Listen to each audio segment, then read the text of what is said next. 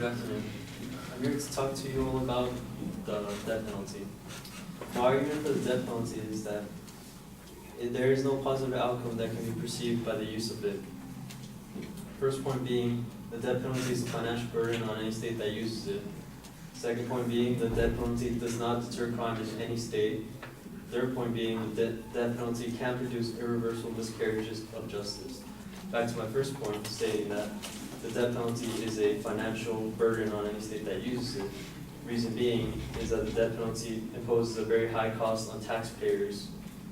I quoted a professor from Columbus Law School stating that execution always requires trade-offs of public resources. Even in states where prosecutors infrequently seek the death penalty, the price of obtaining convictions and executions ranges from $2.5 million to $5 million per case, compared to the less than $1 million for each killer sentenced to life without parole. My second reason for my first point is that the taxpayers' money could be put to better use. So stated in a New York Times article, where that perhaps the most extreme example is California, whose death rolls cost taxpayers $114 million a year beyond the cost of imprisoning convicts for life. Take into consideration that the state has executed 13 people since 1976 for a total of about $250 million per execution. This is a state whose government has imposed doomsday level cuts to social services, healthcare, and schools and parks. However, the money spent on the death rolls could be put to better use on police officers, courts, public defenders, legal services, agencies, and prison cells. Now, my second point was that the death penalty does not deter crime in any state. From an article, they stated that a professor named Michael Radelit surveyed 90 leading crime researchers around the nation in 2008, seeking their professional critique of deterrence evidence. Reflecting a previous 1990 study, almost exactly 88% of his respondents said that they do not believe the death penalty is a deterrent to murder. My second reason to my second point, which was the death penalty does not deter crime in the state, is that other factors can contribute to the deterrence in crimes. The researchers also pointed out that you cannot cite out other factors, such as that there is no way to tell if a murderer was aware of a state's death penalty status when the crime was deliberated, or what impact the knowledge had. Violent crime rates have fallen nationwide due to an aging population, to get tougher incarceration of criminals and other factors, and that many states have death penalty laws, but rarely, if ever, get to an execution, modifying the potential impact on criminal minds. My third point being, the death penalty can produce irreversible miscarriages of justice. Reason being for my third point is that courts are imperfect. So stated by a lawyer from first-hand experience from many trials, that he stated that implementations of the death penalty is often impacted by jury members' social, gender-based, or racial biases, disproportionately impacting certain victimized groups in society and adding a certain arbitrariness to the justice system. A 2005 study found that the death penalty was 3 to 4 more times more common amongst those who killed whites than those who killed African Americans or Latinos, while those who kill women are 3.5 times more likely to be executed than those who kill men. Regional differences in attitudes can vary as well.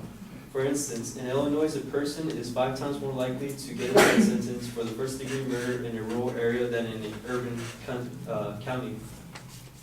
My second reason to my third point, which was the death penalty can produce irreversible miscarriages of justice, is that the lawyer also experienced that the capital punishment is supposed to be applied to only to the most heinous crimes, but it is precisely those cases which, because of the strong feelings of repugnance they evoke, most thoroughly challenge the detached judgment of all participants in the legal process, policies, prosecutors, judges, and juries.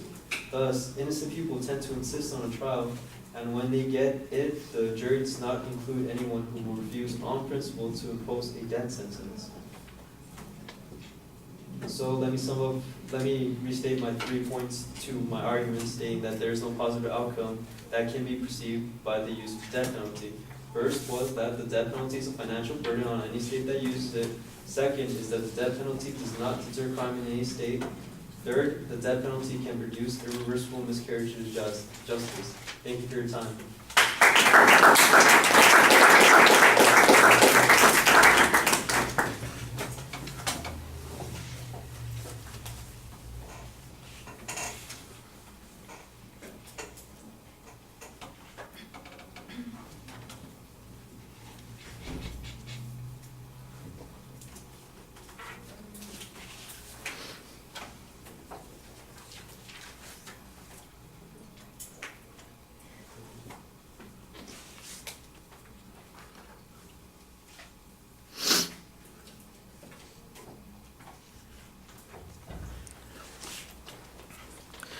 Right, well, there's an easy controversy on this, so there's no problem with whether or not there's a dispute. I think that you did clearly identify the proposition. I think the phrasing is still a little bit awkward. The contents are laid out okay. It's a little mechanical, but you do tell us where you're headed, and I think it could be smoother, but it's relatively clear. The same thing is true with the internal parts of the signposting. You do indicate every time you get to a new point, but it often feels like we're kind of hitting the high points, check, check, check.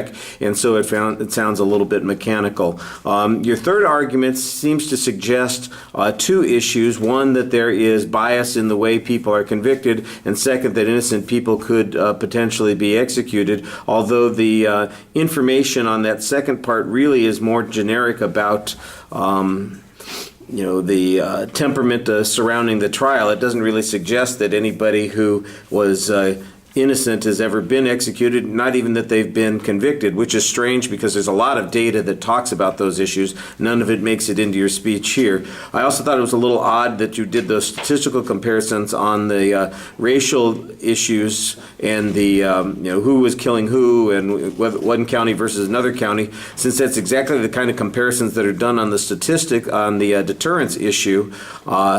It seems like there's some inconsistency in your acceptance of this and your rejection of that. I did think that you did the right thing by trying to respond to the deterrence issue kind of preemptively. The evidence that you're using is very generic in nature. It talks about whether or not people accept the conclusions of any of the research. None of it is specific about any particular piece of research. It's just that most of them don't believe that it has that particular impact. But the people being surveyed, of course, that becomes an important component. You identify them as law enforcement, researchers and scholars and so on and so forth.